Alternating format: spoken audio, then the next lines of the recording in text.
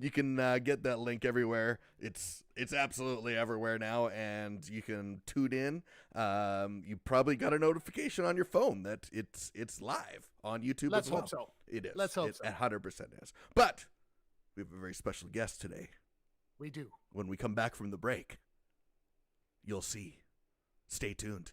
This is the Me and Jesse podcast. Get ready. It's time for the Me and Jesse podcast with Mark Pavlich and Jesse Martineau.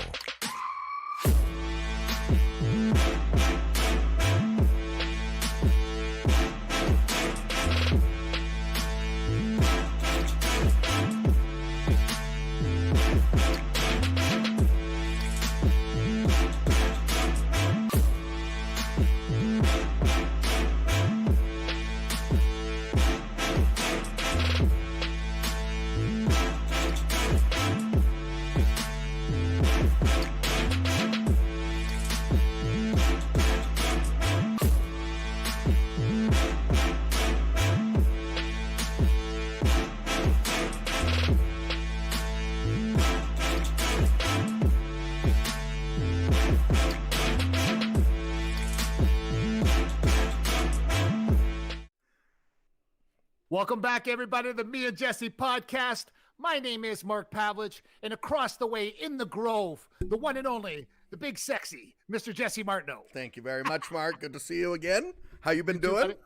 I'm doing fantastic. You know, everybody out there watching right now, Mark and I used to see each other numerous times a week, and this whole COVID deal has put a monkey wrench in the whole ordeal.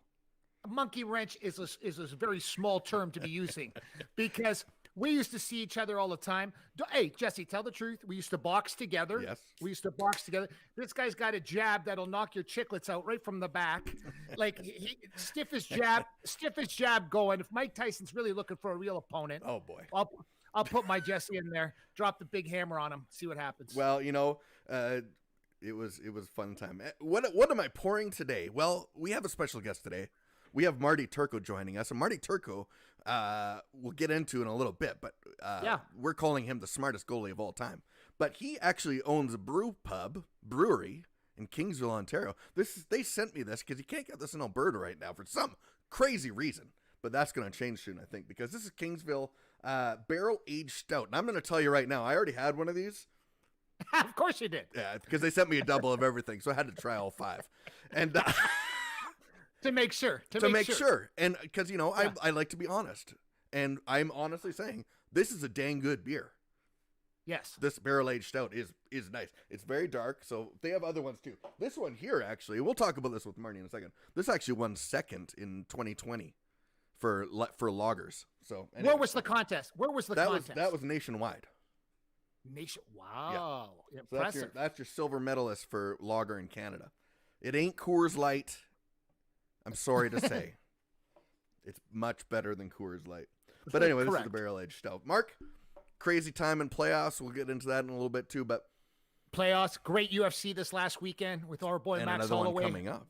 The big one coming up. It's like Christmas when he fights. So everybody's excited about him coming in, and like lots of great things coming up in sports. But our guest is a little special for us today on the Me and Jesse podcast. All our guests are A+. But this is A+. This is A+ with a family tie. Oh, and people don't understand. Don't blow it. I ain't gonna blow it off the first 30 seconds. I ain't gonna blow it. I'm just slow rolling everybody, and I'm letting you know this is cool. This is cool.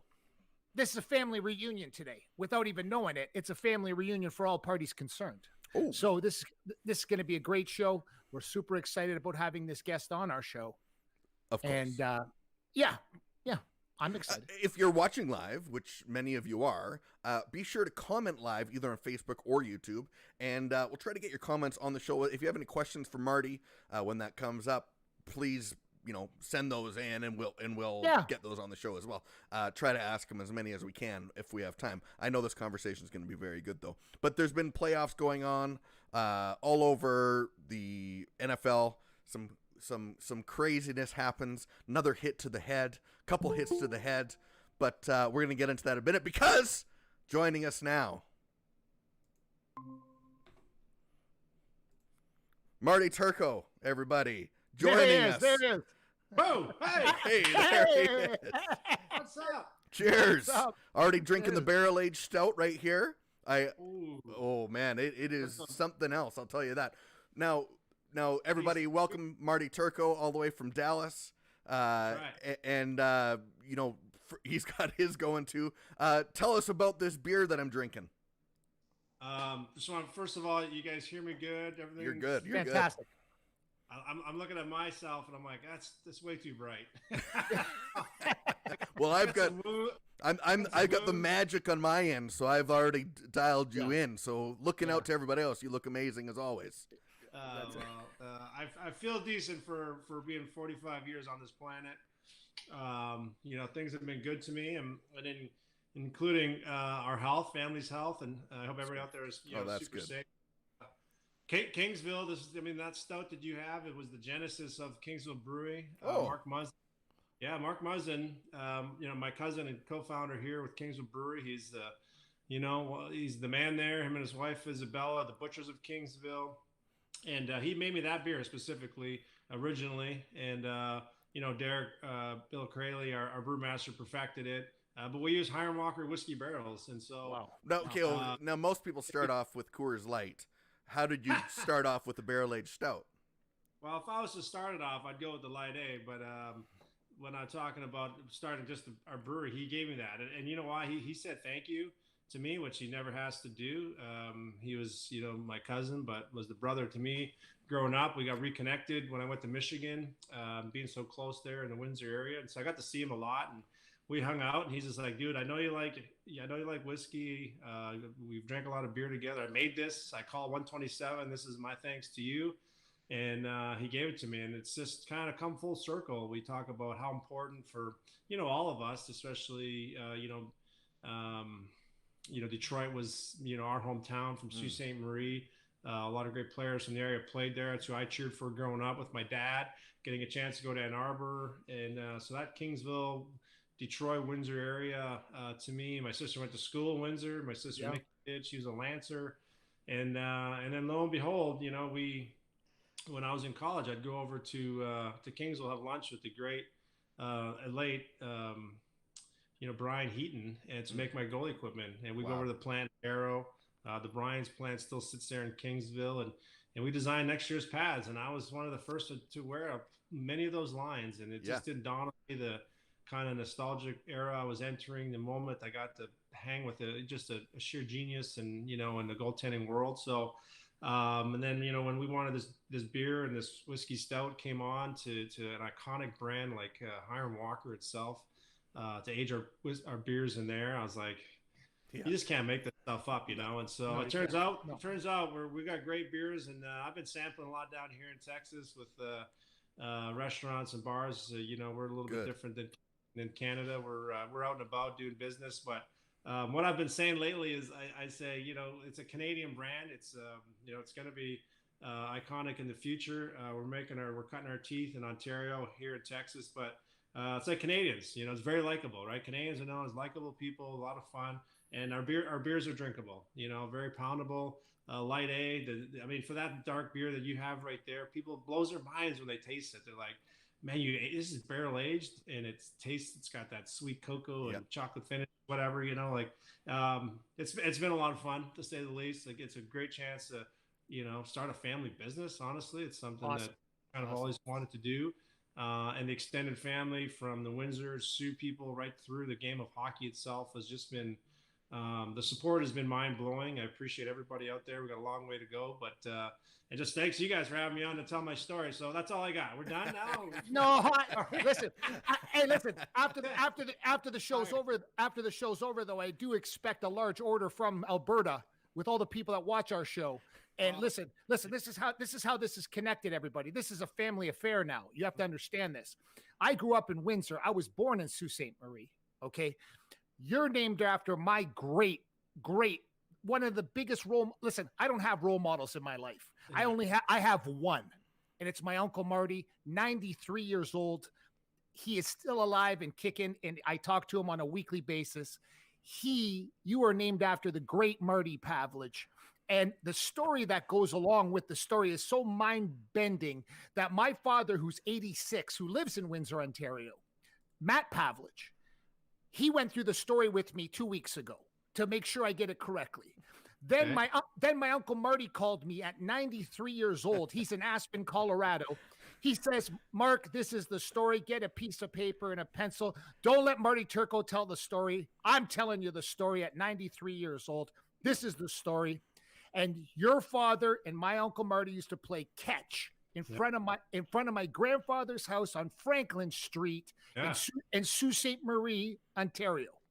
My grandmother, God rest her soul, used to take me to the corner to your grandfather Sam's store. Yeah, the red and white store. The red and white store. Your grandfather turned my father into the person he is today because they had a little business going where my dad would bring his red truck. Your grandfather would put the popcorn inside the truck. He'd say, okay, Matt, you go down. He says, Matt, you go down to the ballpark and you sell this. It was 5 cents a bag. My dad got a penny. Your grandfather got 4 pennies. My dad was then never the same after that. Now he's in the Hockey Hall of Fame.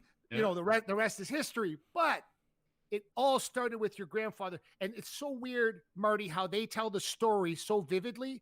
It's almost scary how they remember the story from now. And they're both 86 and 93 years old. Well, did he tell you I had the distinct pleasure of meeting him about 5-6 years ago here in Dallas at the American Airlines Center. That's right. I believe one of your cousins. Yeah, his son. My cousin lives there. Yeah, lives here. He was visiting, and we had him up in he was in a suite, and I'm like, okay, wait a minute. He's 88 years old. I'm named after him, and I've never met him to my knowledge. Crazy. And went up to him, had a great conversation with him, and told him, of what I know. Your story's way better, and that I was named after him. It's like, dude, it's just it was inspiring. And at 88 at the time, he's skied more. That's right. More than 88 times a year.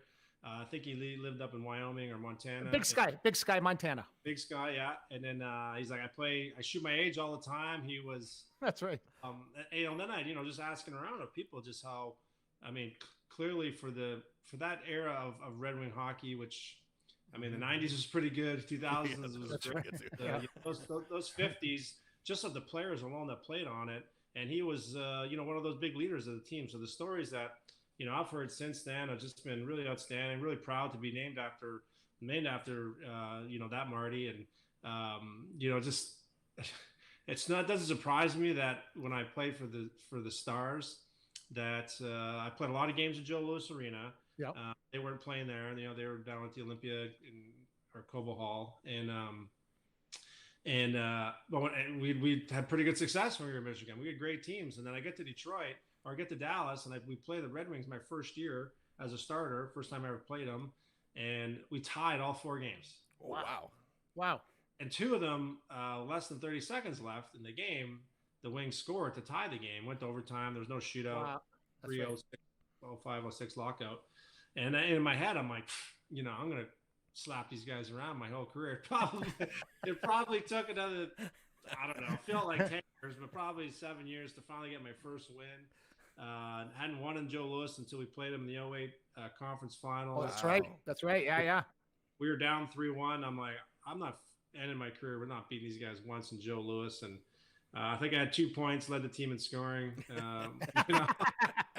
I was the one game I willed to win. I was dead by the end of the third period in that one. But I'll just tell you, it was just been a sure privilege to tell that story. The way my dad tells it is how revered the man was, and knowing that he was like that to many people in the business world, not just on the Wings. That's right. Ted Lindsay and Delvecchio and Gordy, and then the history of the Red Wings going up to Sault Ste. Marie, Michigan. That's right. To have their training camp right when guys were working during the off season to actually make money, and they weren't getting in shape like guys are now, and they'd come up for 2-3 weeks to get in shape, and they'd end up, of course, in the West End, right. Marie to hang out. And it's just, the stories are endless, but to know that it's centered around a great man like Marty Pavlich kind of makes it all come full circle. So when you guys reached out and heard the name, and my cousin Mark told me, who you were, and of course I know your dad, Hall of Famer. I'm like, Yeah. this is I can't wait to get on here and chat and drink beers. Yes, Yeah, absolutely. Cheers to that. they yelled at me. Listen, Marty, tell me you know the Michigan's fight song. Tell me you know the fight song. Of course, my oldest daughter, who's in college now, her name's Haley. It's spelled Hailey, like hail to the victors. Oh, wow! Were you there during the Were you there during the Bo Schembechler era? I appreciate the sentiment, but no, I was not. I don't think I don't miss them by far. Actually, I got a little Gary Moeller early, and then who won the national championship. But both those guys were big, Bo guys. They turned out to be great coaches as well. I got to think Bo ended sometime in the 90s. So my freshman year was the Fab Five senior year, and only the Texans were still there. So what's it like in the college system there with hockey? I mean, we all see football and stuff, but we don't really get to see hockey so much in Canada or on the NCAA level. Yeah, it was, being a Sault Ste. Marie kid, the Greyhounds were the junior team. We billeted these kids. We had growing up. One team had Rick Tockett, John Van Beesbrook, Mark DeMoore, the other goalie, played for the Flames there. Yeah. Chris Felix was a local guy, but he was unreal. They went undefeated at home one year. Anyway, I was really young then, but just going to as many games as I could. I was just a hockey fiend. But right across the river was Lake Superior State. That's right. Late 80s, they won a national championship. I believe Darren Madeley was the goalie, played in Ottawa. He was great to watch. In the 90s, they won a couple more NCAA titles. So I just, had great hockey all around both sides of the border. But if I was good enough, and I'm not even being tongue in cheek here, if I was good enough, would have got drafted to the OHL. 99% sure I would have went. As fate had it, I wasn't good enough, didn't get drafted. And so I'm really not asking your question. I'm telling a story, but so I got the good fortune of going to the NCAA, a great program like Michigan. They're on TV every weekend. Again, the Fab Five was just crazy. We were just watching them. Crazy. Play. So and they were good. They were going to Final Fours. They had All Americans. The goalie I replaced, Steve Shields, was the NCAA all-time leader. That's right. Hitters from North Bay, Ontario, and so. That's right. I pinched myself then. I still do to this day that the experience in college hockey is unrivaled. I talk to parents all the time. When they say, I'm like, what do you want? They're like, I want the best for my kid. I'm like, well, if you get with a good program and a good coach that really cares about grades and academics, and we were fortunate to have Red Berenson from Saskatchewan. Wow. Red played 15 years in the league. He coached. He's coach of the year. He got his MBA. He started won a cup with the Montreal Canadiens. He played the Summit Series in '72. It's like there's nothing this guy hasn't done that we could ever possibly do. That's right. So, so I mean, now today, though, the NCAA route is a little more popular. Do you think that it could go that way versus the way it's gone for so long? I mean, it seems to work for football. Do you think something like that could work for hockey? Yeah. Well, I'll say it has worked. It's certainly, when it comes down to dollars and cents, right? These football programs, TV contracts, similar to NHL versus NFL. They put 100. Michigan, we got 113,000 people in our stadium. They moved the needle. Really Have you seen a game in the Big House? Oh hell yeah! I saw it. I hadn't attended a class yet, and I went there. And what's funny is they kept inviting me. They kept inviting me down I was playing junior in Cambridge, Ontario, playing for the Winterhawks. Go Hawks! Yeah.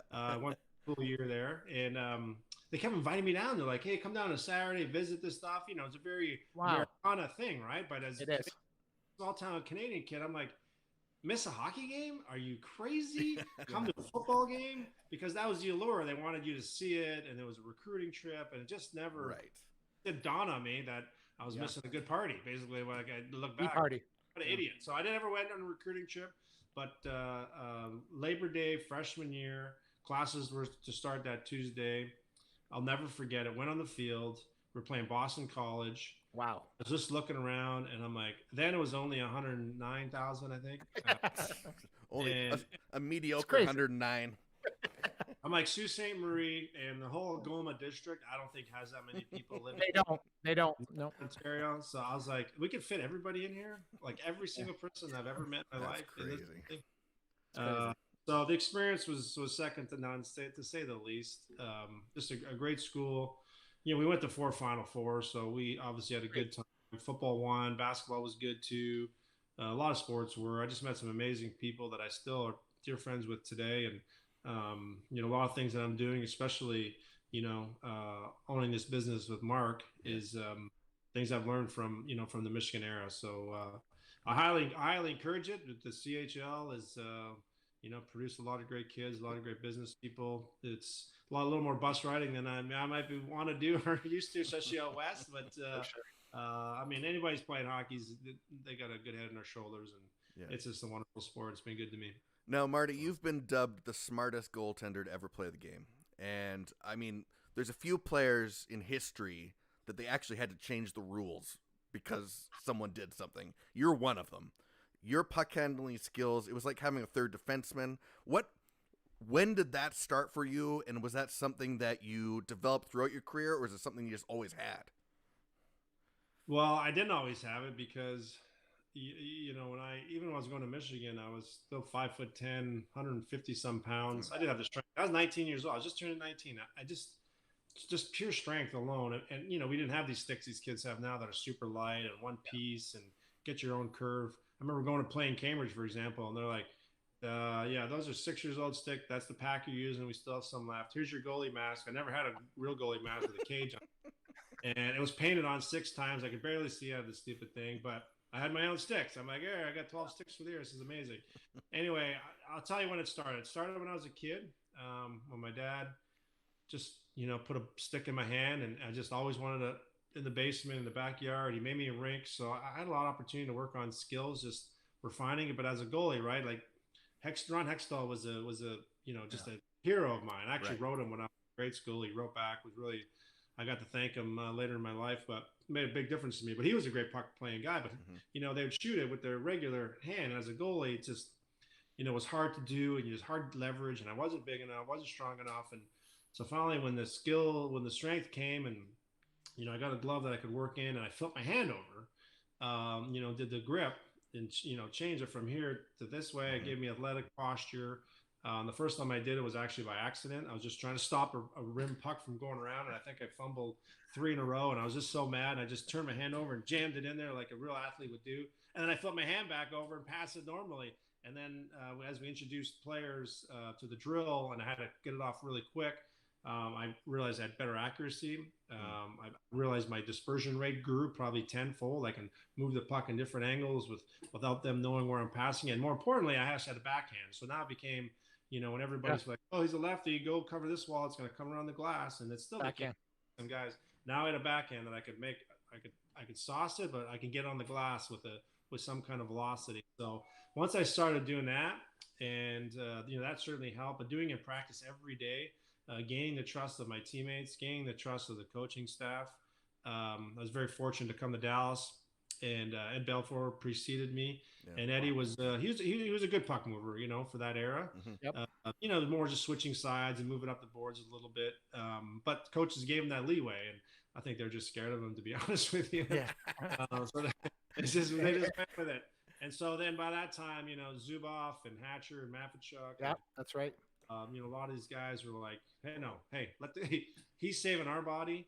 Let this kid play the puck. Yeah. And so from Hitchcock right up to Dave Tippett, they gave me the bandwidth in order to experiment, try to reduce the mistakes. But they said, for every mistake you make, you just change the game, and puck's not in our zone, and we're winning more games. At the end of the day, that's what we were born to do, was to win hockey games. So it was a big part of my career, and it's fun to see every goalie on the planet now use that grip, and being the one that kind of pioneered it, started it.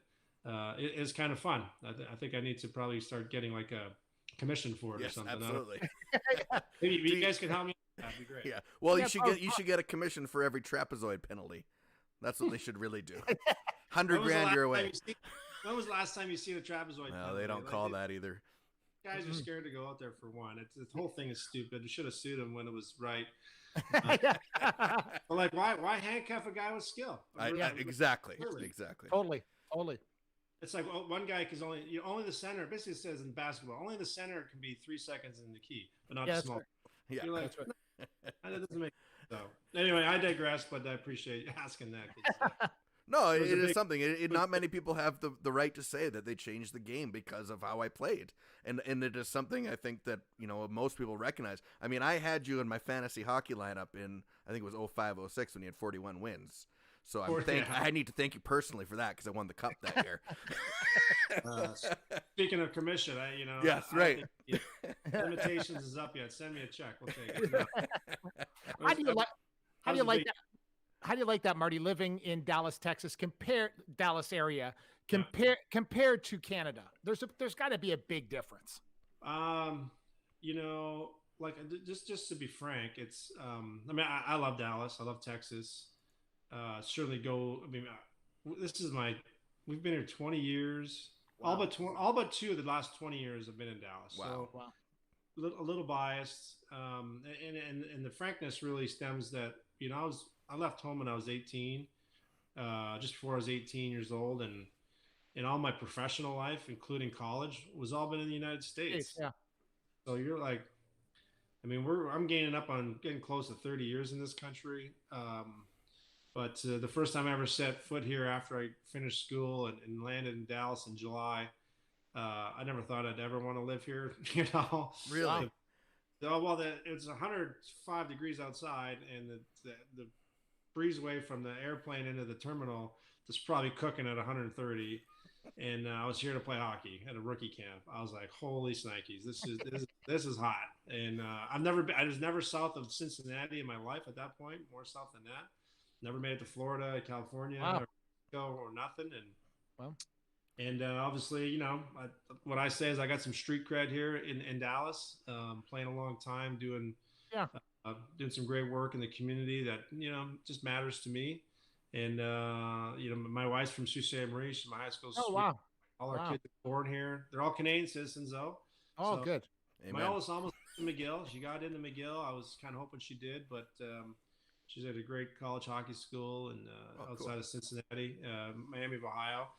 So anyway, I do. I love Texas. This isn't just a new hockey hotbed. This is a hotbed period for people. Mm-hmm. I mean, the weather's great. The business, the economy is probably the best in the world.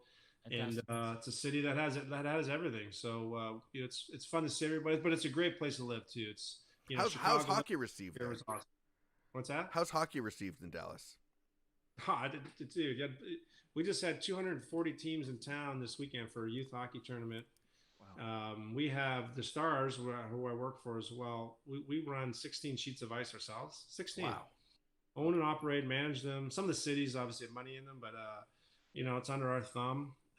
We have so many Division I boys and girls coming out of the city annually. It's just a real treat. I actually heard that they had the most ice rinks per capita in the world there, and everyone here doesn't believe it. But I mean, have you heard that before? Because I think there's a ton of ice there. I would just for our population, I would doubt it because I don't know. I mean, I've never heard that, to be honest. But we have 20 some sheets of ice. They're all busy. They're all full. Oh, that can't be right because in my neighborhood, because we live in Edmonton, so in my neighborhood there's 20 outdoor rinks. No, but I'm saying in the vicinity. Not 105 today, Mark. Yeah. No, that's true. That's true. Ours are filled up. Ours are working out well. Our youth hockey is fabulous. Really proud of the Stars for, running hockey rinks and youth programs is not the ideal business, normally. But it's especially hockey, but it's so expensive.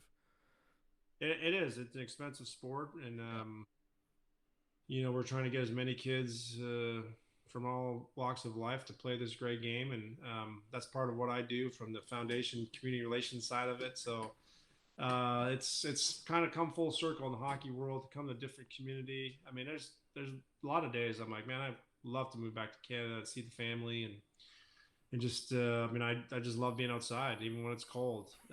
But we got lots to do down here in Texas. So my golf habit gets it scratch the itch. Do you still play hockey? We do. We got an alumni group. We got a really awesome alumni locker room. So we skate with some business guys every 2 weeks. It's on a Friday afternoon. We get it catered and, drink Kingsville and Belfort whiskey and Moros tequila, and all these hockey guys have booze or liquor or beer. That's right. Someone, yeah, we get out all the time. Someone's asking if there was another team, like you played for Chicago and Boston. If there was another team you wanted to go to at one point, which one would it be? It'd be close between the Leafs and Detroit. The Leafs just because they're so. That's what Belfort did too, I guess. Leafs are so scandalous. Is that what you were going to say, Jesse? I don't mind being scandalous. Well, everybody wants to go there and win the cup. The true story about that cup curse is a Pavlich curse because it's a Sault Ste. Marie, Windsor, Ontario. My father was the last person on the ice the last time Toronto won the cup. I was born in the same year, 1967. When I was old enough to tell my father how much I despised and hated the Toronto Maple Leafs, he said, Mark, that's the curse. We're going to put a curse on those Leafs. They're never going to win a cup again. My father's 86. I was born in 67, the last time they won the cup. If I even see a Leaf jersey in Alberta, there's something that goes into my mind. I don't know what it is, but it's like this violent thing goes waving through my brain every time I see a Toronto Maple Leaf jersey. And I'm telling you, it's funny. I saw the Vegas bookie said they're fourth to win the cup this year. I said, who are these idiots making this fourth to win the cup thing going on? But Toronto Maple Leafs are cursed as long as me and my father are alive. That's the bottom line. All right. Well, we got that. That's good to know. They still move the needles. I bring them up because I'm an Ontario kid. Of course. You should have played for the Wings. For the Wings 1 year would have been nice. They had a good goalie at the time, so it was tough to. That's true. Yeah. Tough to go there, but there's a good one. Some off markets, like living in California kind of would have been fun. Yeah. Minus the taxes. Montreal, like, come on, New York City, Rangers. Playing for a couple original six teams right at the end. I'll tell you, it was just really eye opening, and what's the contrast between Dallas and Boston? The contrast was, you had one city with maybe the most history in North America. Crazy, just a beautiful city, busy. The colleges alone, there's 4 of them within 3 miles of each other. It's just so amazing. Right on the ocean, just really cool and brash. Texas is not as, people aren't as busy minded. They are busy and they work hard, but the city, for all intents and purposes, is, it's not even 100 years old. The infrastructure is not quite like, right around the bus. So you got a slow paced Texas mentality here, just in like, we'll get to it, and in Boston's just different. And we got the original six too. We're both great sports towns, I'll tell you. Really, the Cowboys, right? Those guys are some of the most popular franchises in the world. What Jerry Jones has got going on here, but being there and Brady was in his peak of things, and going to school with them in Boston was anyway. It was good. And food too is a lot different. We're food stuff. Yeah. You went to school with Brady?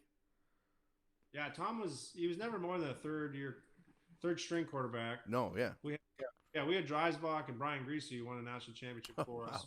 That's crazy.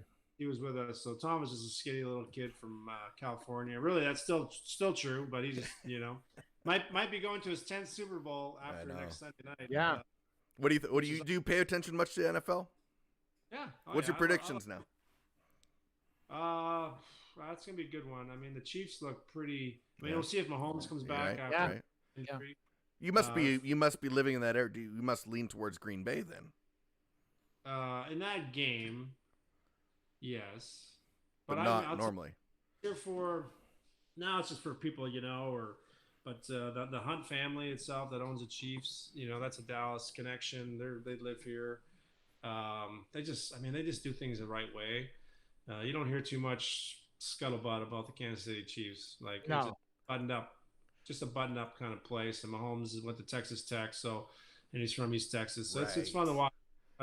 Who doesn't like the Packers, right? It's a great story from Lambeau back in the day. But I mean, it'd be great to see, the young guy Mahomes against Brady in it. You got the best of all time with highest contract of all time at it. But the Packers, for a small city, they move the needle. Do they ever? Yeah.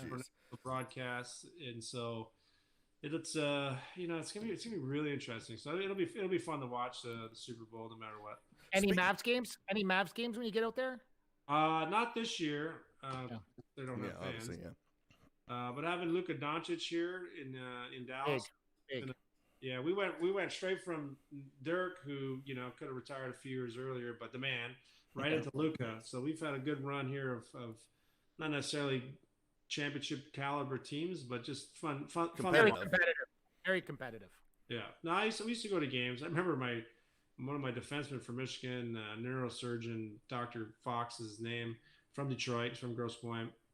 We went to a game and the Lakers were playing, and we got our picture with Shaq Daddy after the game down in our locker room. We were like, his whole hand covered this whole screen. Why don't one of those guys? Why didn't he play goalie? Yeah, right. Did you imagine? I think he did fine. Okay, stop trying to.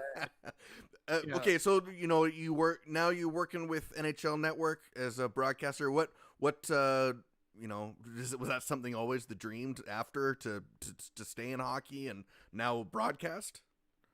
No, I haven't done it for a couple of years. TV. I've been just working on the business side for the Dallas Stars. Our CEO Brad Alberts, brought me in a couple of years ago, so that's been fun. TV, I did enjoy when I first retired. I did it for a couple of years. NHL Network, TSN. I remember here in Dallas, Fox Sports, and so it was. I mean, you guys know showbiz, man. It's a lot harder than people cut it out to be, and I've seen a lot of good ones. Like I think of guys like Ray Ferraro. Remember when he first was going? It was tough watching, but I mean, he worked his butt off, and he's one of the most revered in the industry. Really good. So I did enjoy my TV time. I think it was a mistake though, because I wore a mask my whole life, and then I went on TV. People started figuring out what I looked like. I was like, that was a bad idea. Now you did a few commercials for the NHL around All-Star Game and stuff like that. Were you a joker in the locker room? Were you the guy that the people were afraid of? No. I mean, I certainly had my moments of pranks and stuff. We did some good ones. I was never malicious or so nobody was scared of it. Ill intent. Yeah, I didn't have a bad bone. I mean, I was always I'm more on the fun loving side, but when you play to win, there's also times I wasn't overly nice and call it like it is, and really no regrets. I mean, once in a while I was like, gosh, could have said that a little bit nicer to my defenseman or a young kid or something. Okay. But they did. No, I mean, we did both. We had a lot of good pranks. We had some really fun teammates over the years.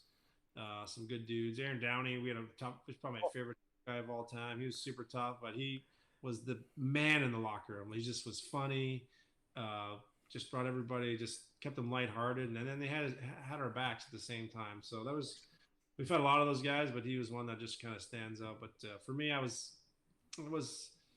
like to have intern fun. I don't think about jokes for days, but and I'm not too mischievous to get guys back. What do you think about the stigma that goaltenders might have? I mean, everyone thinks of Bobrovsky, and goaltenders are weird. They're weird guys because they're standing there and getting hit with a puck. You don't seem that way. No, I've been called I definitely fit the mold if there is one, just in terms of being a little crazy. Being a little crazy, honestly. You can't do this job without being downright nuts. Off center. I got no problem being by myself. I got no problem, walking away from something that might not be looked at as something you should do. I have conviction in ways and might rub people the wrong way, but when you do it for a long time, you get a little jaded and you sometimes don't trust people, and that's just comes second nature. Because even though I had Sergei Zubov, one of the best defensemen of all time, and maybe the best player I've ever played with, I still had to think that he might cough it up, which he never did. But he might turn it over, and I got to be ready no matter what. And I got to have his back. And takes a lot of different issues. There's some Roman Czechmonic was in my era. We had some just complete whack jobs, and you guys aren't helping us out here. But my goalie coaches over the years I had Mike Liud, Michigan. He was at law school. Awesome guy, really normal. I mean, you look at him, you're like, hey, you're a little off too. Okay, being off's okay. Andy Moog was my goalie coach for lots. Oh wow, yeah. Well, he was a long-time star, wasn't he? Not a long time. I bet I take that back. He's probably, I guess he was 4 or 5 years here in Dallas. Early on, Darcy Wakaluk and him had a good run. But Boston was heyday, and obviously with Edmonton early with Grant. But he had a lot of great stories. He helped me out tremendously. But he was pretty normal too. But you can just see it. We all got our little something's off here and there, and so we kind of like that. We want people to think that we're a little bit crazy because that third shot high over the shoulder. If they think that if you're not right, then they can keep doing it. But if something's they'll stop. Yeah. So I was a little crazy younger in my career, but it fared well for me later on. You can find Marty on all social media, guys. Don't worry. He's on Instagram. He's pretty active on Instagram, a little bit active on Twitter as well. So is it flashing on the screen? We got it flashing on the screen, Jesse? Yep. It's up there. Boom. For people, we want you to follow him. He's doing really well on social media. So check him out today, everybody. And be sure to check out Kingsville Brewery. There it is. Yeah. Canadian beer. This is the barrel-aged stout. I've been drinking this show. I'm going to polish off a few more of these ones tonight. I see how popular you guys are out west and across. We're going to come out west soon. Ontario's an animal. I'll just tell you guys now. I'll look you all in the eye and say we're coming out west. It's going to be a lot of fun. We got great beers. Right now we have 5. We'll have more SKUs later, but KingsvilleBrewery.ca. We have a map on there, so we have to just because it's Ontario and Texas. So fragmented in that. Where to find it. So we're in LCBO's beer stores in Ontario. It's been just really, really, really fun. Been eye-opening, been a learning experience.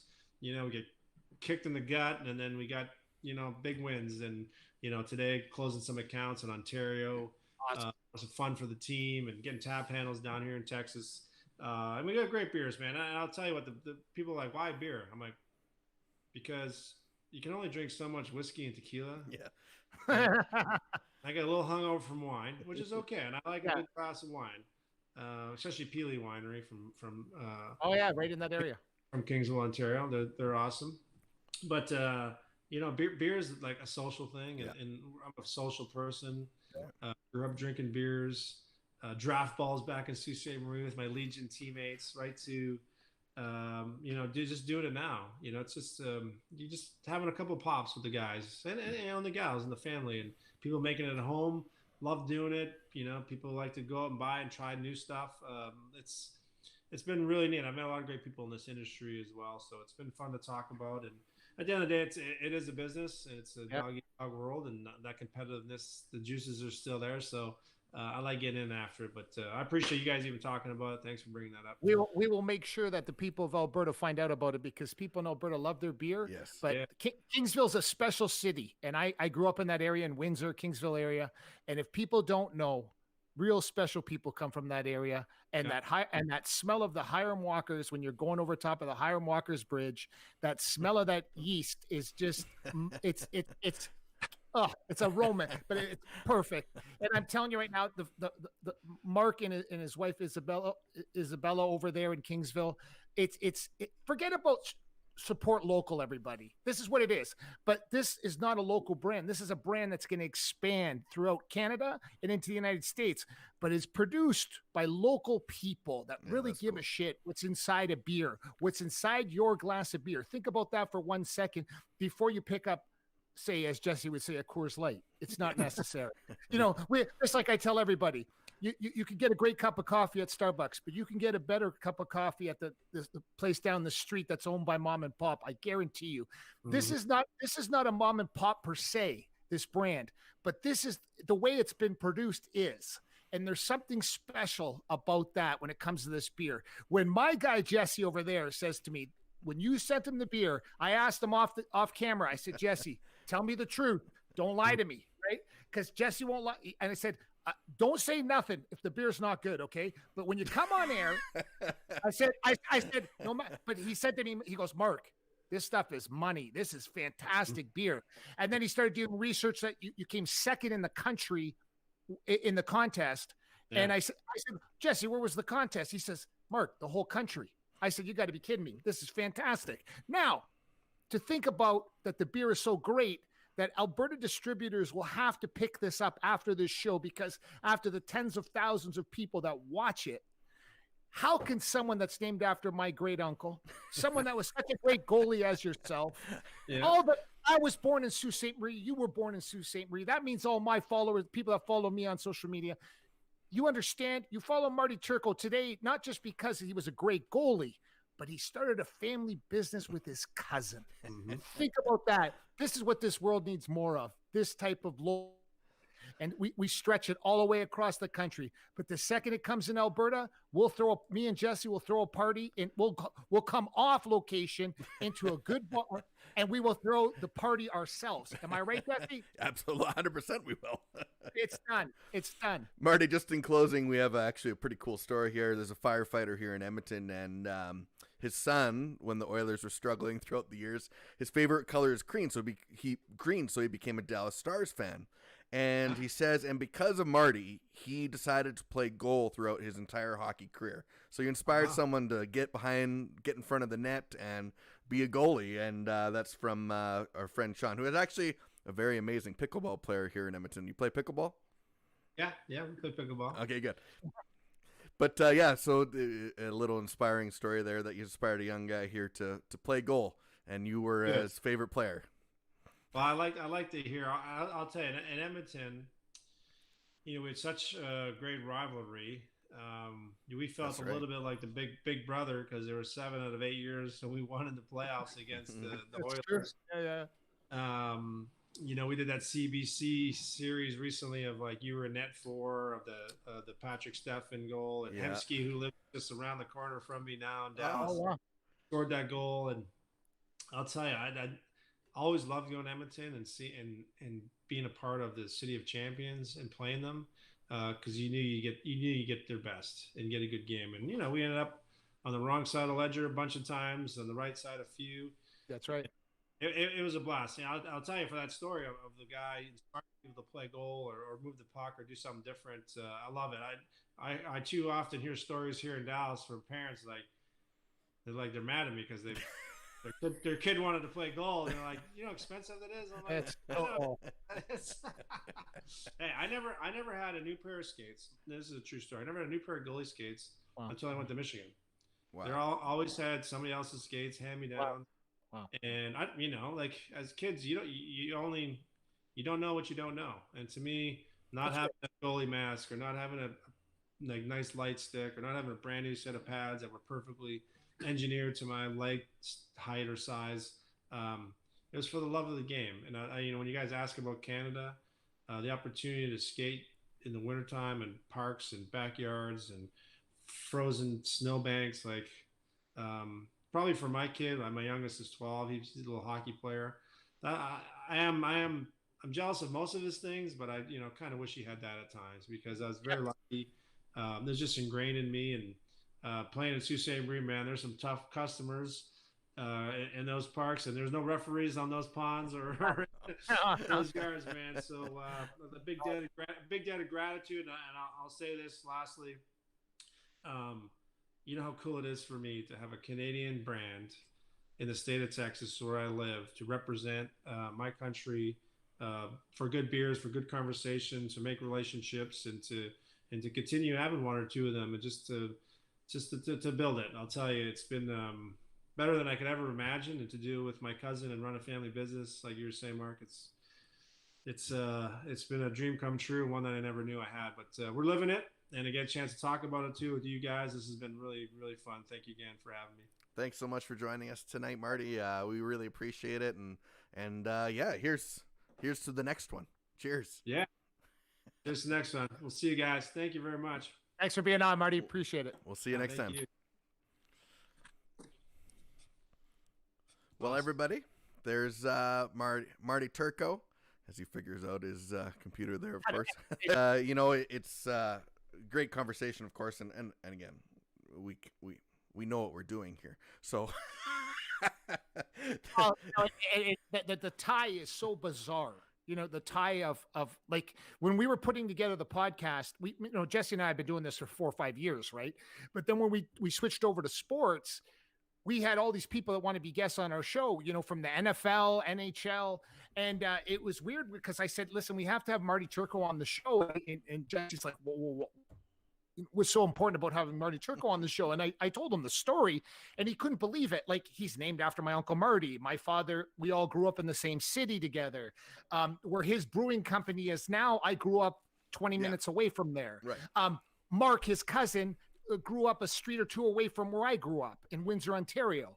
I mean, the connections are crazy. And what's great too? Every time you put hockey guys on, always got great stories. And I think that's something that is really important. That I was talking with someone today about the show and about, the direction of it now. And it's I think what we're missing is actually the nostalgia of the sport and of all sports, really, is that there's so many stories. Like, these guys, we watch them religiously for 10 years of their life, but there's a before and after, and there's an in-between that we never really get to know about. And learning about those things and learning about that time is super valuable, I think, especially, and I don't know why people don't do this.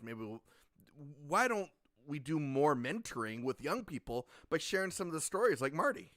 But what about this too, though? You said it on the show 2 or 3 times today, and I kept sinking into my head, having a father who's in the Hockey Hall of Fame, my father. Yeah. I think to myself, how could Marty Turco not be in the Hockey Hall of Fame? Well, now, hey, if you're a person that's actually changing the sport to that level, and you have to understand, 10 seasons in the NHL, most people would agree an upper echelon goalie, and change.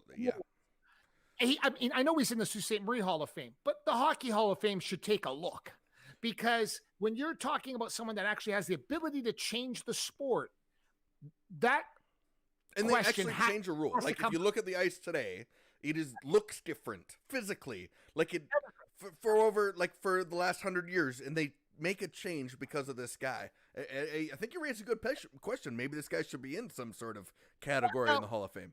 There's all kinds of categories, but I'm trying to tell you there's a few questionable ones I've seen recently, and I'm not going to put anybody down because it's not necessary, because my father's in the Hall, so it's not good to, I don't want to bash the Hall for doing whatever they're doing, but I think Marty Turco should take a look. That's all I'm saying. I agree. They should take a look and really dissect everything and then come to some kind of thing where he should be in some, there's all kinds of categories, or he should just be in the Hall of Fame per se.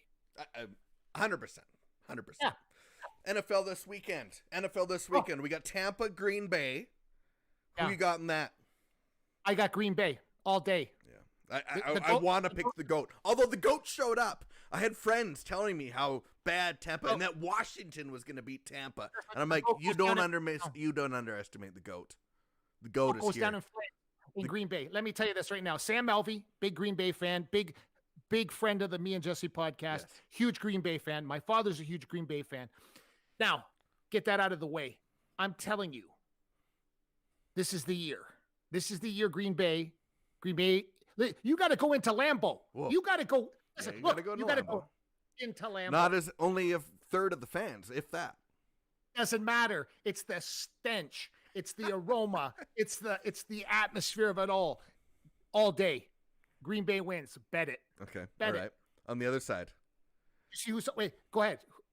You go first. Well, I don't want to pick Green Bay, but I'm going to pick Green Bay because I think it's the smart choice. It's the smart money. I mean, Rodgers is on a mission again, and you can't argue with that. They got it all. Tampa Bay might surprise some people, but I wouldn't be surprised if Tampa wins, but I got to pick Green Bay. And there it is for that. I mean, anyone, anyone worth anything is going to pick them because it is one of those things. Talk about this, Max Holloway. Okay. Can we talk about Max Holloway? If you didn't watch the fight this weekend, shame on you. Max Holloway put on a display where listen, when I talk about MMA, it's time to turn up the volume on your set. Okay, turn the set. Wait, turn the set up. Turn it okay? up. Dial that up. Turn it up a few. Turn it to 11. And don't forget now, this weekend it's Christmas. It's Christmas in January. Your dad's got Green Bay. Who has Green Bay? My dad? Yeah. Of course he's dad. He's a huge. You know, I used to take him to the Lions games back in the day when we lived there, and he would be rooting for Green Bay when we were in Detroit. I would be rooting for anyone but Detroit. I know, but you're. You burnt your Detroit jerseys. What can you even say? Not a word. Anyway, Not a Max word. Holloway. Not a word. I'm not saying a word. But let's talk about Conor this weekend. Yes, Conor. Big fight, UFC. We look into it, everybody. 20 seconds. 20 seconds, he said. He said 60 or under. Oh, 60 or under. 60 or under. 60 or under. What if it goes over? Thinking, what's that? Well, it doesn't matter. He's saying that, right? I mean, he said 60. He goes 60 seconds or under. Did you see who we have on the show next week? Yes. Oh, are you kidding me? Throw that up there. There it is. Look at this, everybody. Look at this. You know who we have on the show next week, everybody? Legend.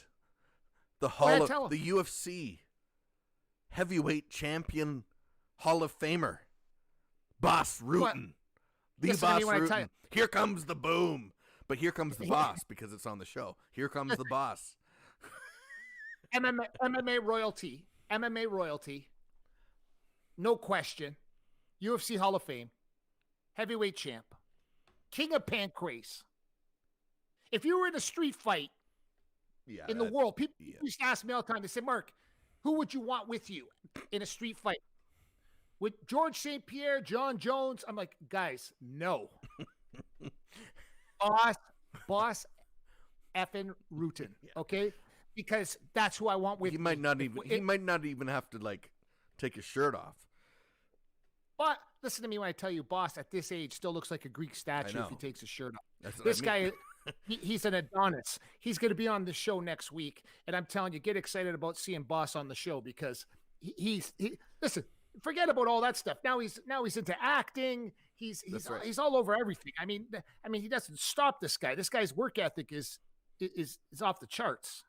I think that it is important that a lot of people do that, and I think that when you do something professionally to a certain level, to a certain degree, you'd be bored as heck just sitting on a beach all the time.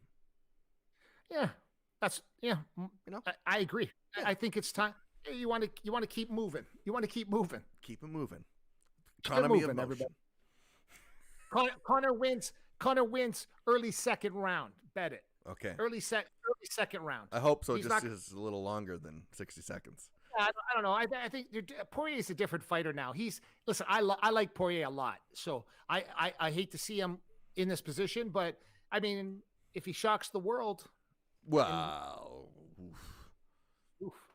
I mean, Conor retires, then he comes back for this. So, you know, boy, I don't know what that does for Conor. Because then how many fights that in a row he loses? No, he just won against his last fight. Oh, right. Sorry, yeah. They put him. That's the problem with Conor. You don't remember because he retires, then unretires, retires, unretires. He's going to fight Manny Pacquiao, though. Yeah. Big mistake. Yeah. Right. But that's the thing now. Everybody thinks, that's what everybody thinks now. Oh, I'm just going to go fight this guy or fight this guy. Like I said, Canelo said it best to everybody, all the YouTubers. You guys can come in the gym and spar with me. I'm not going to fight you because if I fight you, I'm going to kill you. Right. So that's what would happen. So, it's just a great pleasure. Listen, everybody, having Marty Turco on the show today. And then next week, the King of Pancrase, UFC Hall of Famer. Jeez. Dear, you know how long I've known Boss for? I've known Boss for 20 years. Wow. 20 years. I know all kinds of crazy stuff about Boss, but we can't say all the crazy stuff. Man. But I'm telling you, watch out. Hey, you want to know a true story? I'll tell this story because he won't tell a story. Okay. I'll tell you a Boss Rutan story. We were in Calgary, Alberta, Canada. True story. Before an MFC. The night before, we were out drinking and eating and doing everything, right? So Boss comes in the next day. We go down to this kind of MMA gym in Calgary. there's literally 10 guys on the mat that are in the UFC or they're in Pride or whatever the case may be. Boss walks in, takes his shirt off in a pair of jeans and taps out the whole room and then walks out. Geez. I was there. I saw it. So he didn't fight in the MFC, but he was one of the announcers, right?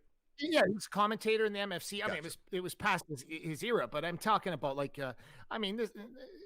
most of every story you hear about him that's crazy is true. Yeah. But he's older now, right? He's older. He's a family man, husband, all that kind of stuff. Sure. So, but I'm saying is he has a story and a half to tell the world, and I guarantee you, everybody, tune in next week, 5 p.m. Mountain, 7 Eastern, 6 Pacific, not Pacific, 6 Central, 4 Pacific. So those Mark are all the Pavlich time. is sitting over there. Find Mark Pavlich on all social media at Mark Pavlich. Should be a 2-hour-long show. I told you, this is crazy, man. I'm all jacked up right now. What am I gonna do? Get a nice dinner. Yeah, probably. Nice dinner. I'm gonna have some lasagna. Lasagna. Listen, make sure on my contract next year that I get some of those pretzels of your wife's. I want some of those pretzels. Done. Deal. All right. This has been the Me and Jesse podcast. Thanks so much, Marty, for joining us. Follow him on all social media. Follow Kings Root Brewery on all social media. That's Mark Pavlich. I'm Jesse Martineau. Be sure to tune in next week for Boss Rootin' because it's going to be wild. It's going to be wild. It's going to be wild. Yeah. We'll see you next time, everybody, on the Me and Jesse podcast. Thanks for watching the Me and Jesse podcast. Follow us at facebook.com/Me and Jesse.